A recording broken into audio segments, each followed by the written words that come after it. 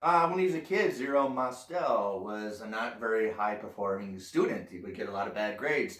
And the point that his mom would call him, because his first name is actually Samuel, that if you're not going to amount to anything in education, you're just going to be a zero in life. That stuck. You know, when your mom gives you a nickname, that's going to stay, right? Yes.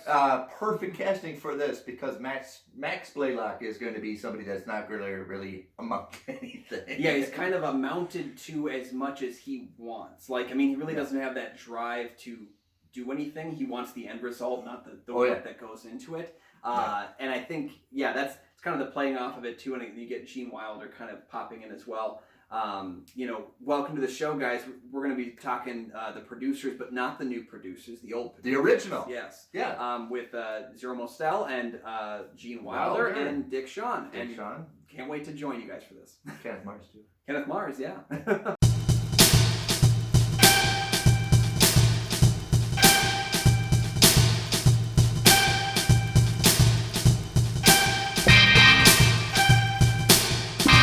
I'm Nick from the St. Paul Filmcast. I'm Kyle Goethe from GoetheFilmReviews.com, and welcome to Mel Brooks Month. We're going to get highfalutin and really loud and show dancey, and we're going to talk 4 of our favorite Mel Brooks directed films, starting with The Producers, which is one of the rare Mel Brooks movies I'd never seen until we'd watched this. This is actually our second film that has a script in the Screenwriters Hall of Fame. The first one being Network, and this one is actually in the Screenwriters Hall of Fame. It won Best Original Screenplay at the Oscars. Mel Brooks actually thought about doing this film for 10 years, so it came out in '67, so probably late 50s he's thinking about doing this movie.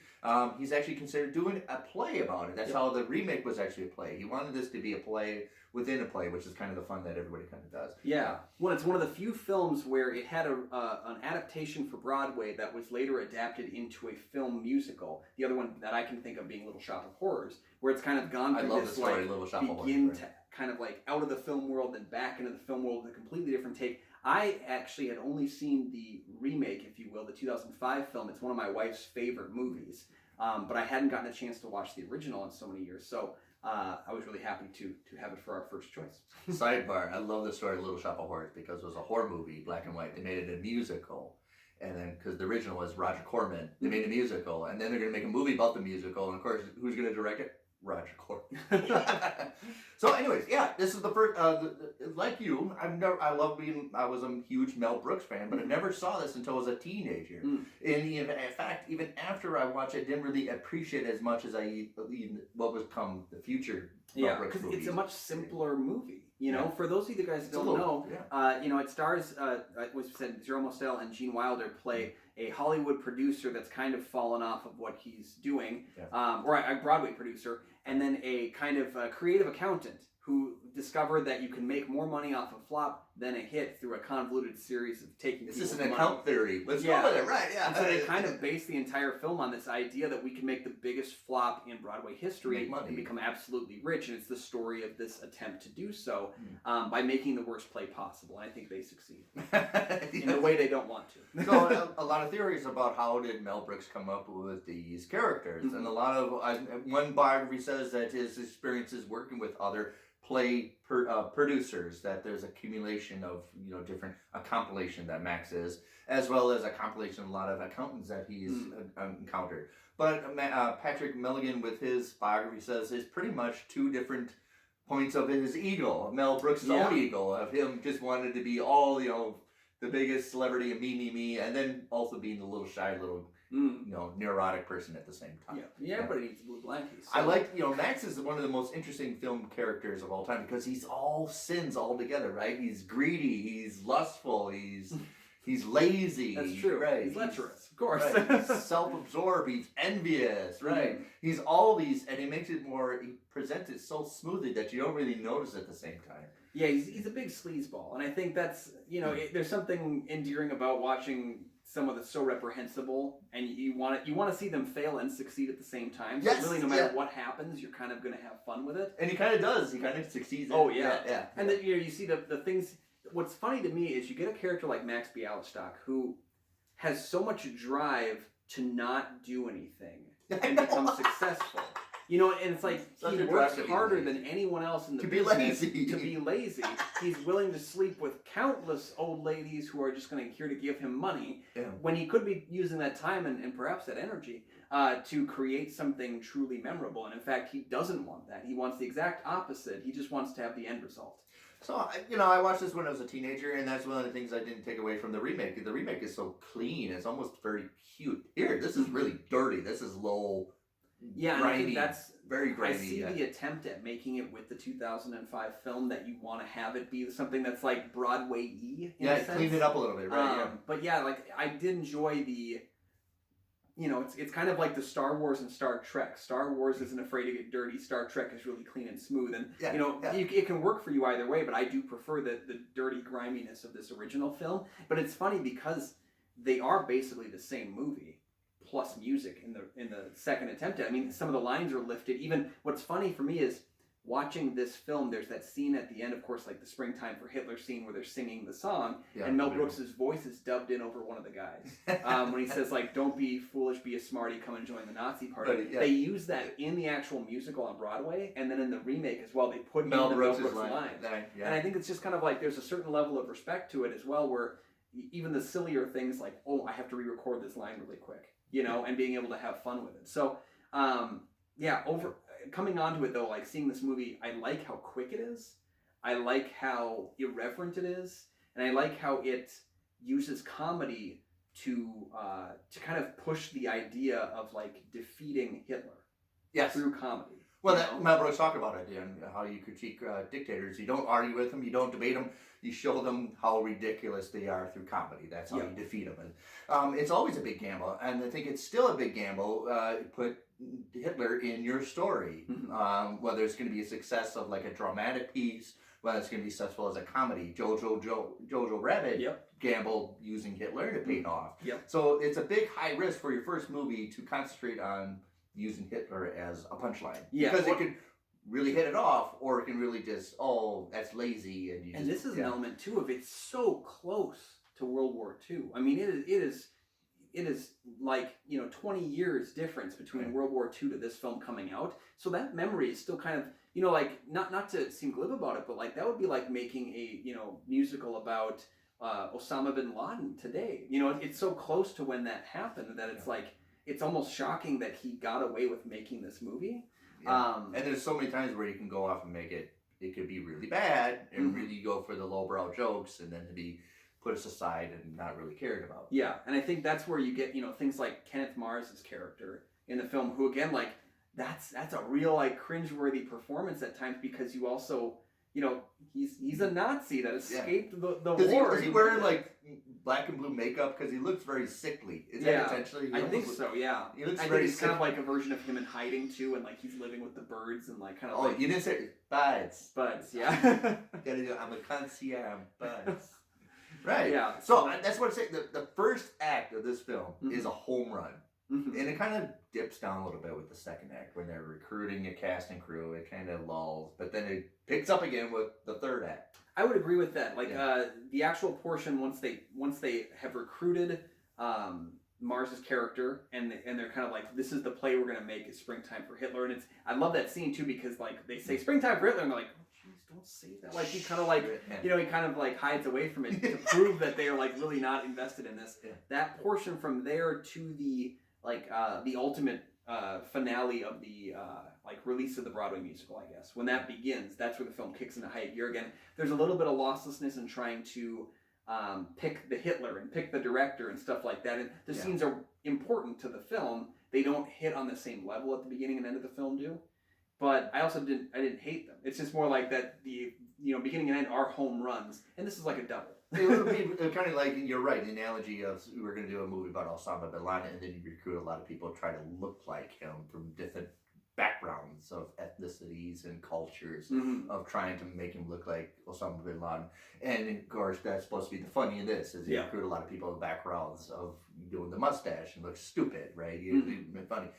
Dick Shawn, who was a stand-up comedian, very successful stand-up comedian in the 50s, 60s, was recruited, and this is a good point, he's too old to be part of the cancel culture, the counterculture, right? It's not cancel, counterculture. And that's the gag of it. Is he's too old, but he's participating and he's got all the moves. And the best part is his audition is his music people behind him are so repulsed by him. They're so bored with him. Yeah. I love he gets enjoyment out of doing it all. I just think any character named LSD is hilarious. LSD, that's his name, LSD. Like on the forefront right there. And his necklace is a soup can, like Andy Warhol, like pop art. That's true, they're criticizing pop art too at the same time. Yep. Yeah. What's funny about that scene too is the actual Hitler audition scene was shot on a CBS studio lot that would eventually become Studio 54. So they actually shot that scene in what would be Studio 54, which is kind of funny. So like they already had the song and dance before the Studio 54 club actually opened up. So I like that because we all know what happened in Studio 54, absolutely. Right? Yeah. Like I said, the kind of lulls. I do like the whole because Mel Brooks does a lot of this where introduction of adolescence, like being kids, and the whole soliciting Leo Bloom to be part as they toured New York. Central Square, and he almost treats him like a kid. Buys ice cream, takes him out, and takes him out for dinner at a hot dog stand. Yeah, hot dog stand, and so it's almost like treating him like a kid. And Mel Brooks always kind of does that. And like Rick Moranis' Spaceball, it's almost like a kid playing with his toys and stuff like that. So it's a staple that Mel Brooks always incorporates. And I always thought comedy is always never really achieving maturity. Yeah, it's the search and failure for maturity. Right, yeah. And that's fair. Mel Brooks knows how to do that. So, of course, what do? You go back to your adolescence, right? No, not to mention it's a very fun nostalgia piece of old movies. We're at the powder fountains of mystic movies, and we love movies. And the selling point is at the fountain, right, where it spits out everything. Yeah. No, it's a good collection of building. And what I think is interesting, again, having seen the remake of it first, was how much longer that film is, which you're going to have when you add a bunch of musical numbers to it. The film runs like 2 hours and 15, this being 90 minutes, flies by maybe to its own detriment with that second act because you have to show the making of this play. You have to. Right. Even if it's not as funny as the beginning or the end, you have to show it, and I do think it's funny, but it's like, I was surprised once we picked our director and picked our Hitler, boom, it's opening night. And I was surprised by the time jump to like, oh, we're just here now, we're doing this. I almost maybe would criticize the fact I would like to know a little bit more that creation part of it, which is included in the remake. Yeah, Mel Brooks is very famous for incorporating improvisations. Don't stick to the script, have a little fun, and you can see how Zero and Gene had a lot of improvisations of throwing water on them. I don't think that was in the script, and I've been painting and all that stuff. Well, that's a funny scene too. I was reading into that scene, and so Gene Wilder, it was like the end of the day. They were going to shoot that scene last, and it was like the end of the day, and he was smart because you're going to get wet and right. But he was exhausted, and he was like, I just don't know if I have the energy to do this. And so apparently, he gave him a bunch of like sugar and candy, and got him all hopped up on caffeine, and just had him like lay into the scene like just like having basically a sugar attack. And that was what caused him to be able to kind of keep going with it too, because I guess it wasn't supposed to go for as long as it was, especially the water and the wet part, and then him like jumping into that. That wasn't supposed to go as far. He does look exhausted, but he does look exhausted, and then you also get Zero Mostel, who had an injury from earlier in life, and so he wanted filming to be done by like 5 p.m. every day. And it actually occasionally when they would draw on, like they would get the ire of Zero as he would just lay into these people like, you can't, I told you this part of my contract, we're supposed to be done right now. And they even had one night where they shot into the like wee hours of the morning, and he was just livid, and you can see it in the performance at that point because he's just losing his mind with how he's still there and he's in pain. So improvisation so yeah, it's very well known Mel Brooks likes collaborations. He likes people's inputs and likes variety, and that usually when I do that with my films, I do like you don't have to stick to the script. You have some good ideas, let's show it, and you have some talent, let's show off your talents, right? That's kind of the Mel Brooks philosophy. If you're really good at dancing, let's show it. If you're really good at being funny, let's show it. If you want to bring costume, make yourself look like an idiot, show it. And I love it. It's just one of the things you have to talk about with Mel Brooks is undying egotistical. He's an egomaniac. He knows it. And he uses it all the time. Yeah. Well, and the fact this being his first feature, he had to really fight hard to get directing on this film because he basically had to convince them, like, this script, no one knows it like I do. No one can do it like I can. Right. But also being his first film working with Zero was a big actor. Yeah, because he did like Fiddle in a Rose. Gene Wilder was actually broke. Like he had to leave during his table read to go get his unemployment check and come back. He was broke. So like Gene Wilder was willing to go in on this because he needed the role and he needed the money. Eventually netting a Oscar nomination. But Mel Brooks had some tantrums on set, and he would actually get kind of like made fun of because when things didn't go right, he would get really frustrated on set. And this was a big lesson learning film for him. I don't think we'd have his later successes without this one. No, you understand give and take. But another emphasis when I make a movie is you don't you're never going to really know how your film is going to be appreciated. You can make a really good movie, you don't know how the viewer's going to understand it. It could be really bad, or people really think it's good. You really don't know how people are going to accept your film, which is a good point with this. You don't really expect it's going to get what it got. Well, and I don't know if it was really loved when it came out. I mean, it kind of has a cult status. The film overall, right? Yeah. It's got it has the Oscar nom in the win, but Roger Ebert had even told a story about how he ended up in an elevator car with Mel Brooks and Anne Bancroft, and some woman had gotten into the car and turned to Brooks and said, "I thought your movie was I think it was something like vulgar. I thought your film was vulgar. I couldn't stand it." And he said, "Madam, we went beneath vulgar." And I think like that was the thing where it's like I could see the movie not working for people. I totally could, but it's also one where, comparing it to another Brooks film, when I saw Blazing Saddles for the first time, I was like, this is the most racist movie I've ever seen, and I couldn't stand it. I hated Blazing Saddles the first time I watched it. Until you see it's the white people being the idiots. Until I realized that the joke was supposed to be on the racist jokes. Like, and it's something where if you're not in on the joke, you won't get it. And it's unfortunate because when it finally clicks over and you understand, you'll get the joke. How dumb, stupid, and ignorant are the white people. Yeah. And inbred. Or in this case, like the idea that like you can get away making a horrible play about a horrible person, and then even the audience, like, it clicks at a certain point that Dick Shawn is making fun of Hitler. Like, he kind of clued into the only way that you could do it, which is what Mel Brooks is doing. So you can never trust how somebody's going to appreciate your work, and that's the gamble. The gamble thought it was going to be awful, then people thought it was intentionally supposed to be bad, and they thought it was funny, right? Yeah. Where do we go right? That's the best line. That's the best line of the movie. Where do we go right? Yeah.